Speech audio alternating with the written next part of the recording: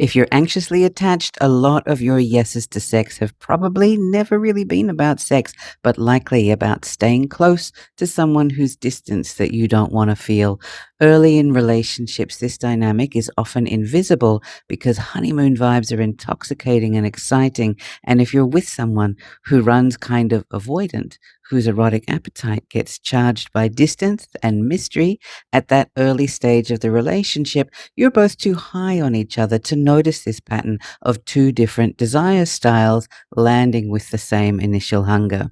But because your nervous system is a repetition machine, it learns erotic cues from what it repeats, coupled with how you felt while it was happening. So sex plus closeness plus feeling wanted gets wired together, and after a while, you can't tell if your hunger was about wanting sex or if you're afraid of losing your partner because your body stopped distinguishing between those two things a long time ago. And that's why you'll say yes when you're not really in the mood, or why you'll initiate the moment that you sense any distance between you, or why sex can start running on autopilot. It's entirely about what your partner wants and almost nothing left for what you want.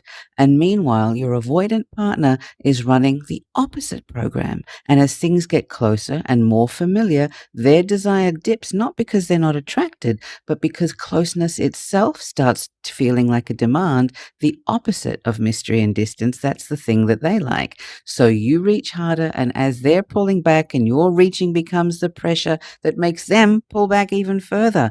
And then you start overthinking your way through sex, scanning for their reactions. They go quiet and they go a little absent, even while you're still there.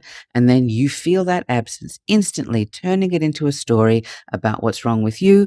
And then you disappear even further into your own head and away from your body. And neither one of you is broken here. And this isn't proof that something is fundamentally wrong with you or the relationship, but it is a pattern, and patterns can change.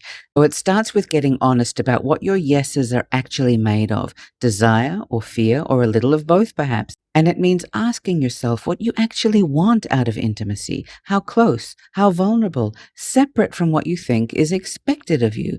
And then saying that out loud to the person that you're with, not during sex, but during your regular conversations, building something together instead of guessing at each other.